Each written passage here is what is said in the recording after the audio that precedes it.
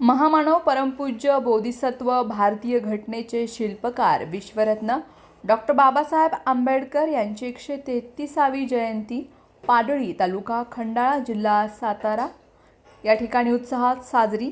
पाडळी ग्रामपंचायतचे विद्यमान सदस्य रेखा सचिन वाघमारे व विकास सेवा सोसायटीचे व्हाईस चेअरमन अशोक अबाजी वाघमारे यांच्या हस्ते प्रतिमेचे पूजन करून पुढील कार्यक्रमास सुरुवात करण्यात आली।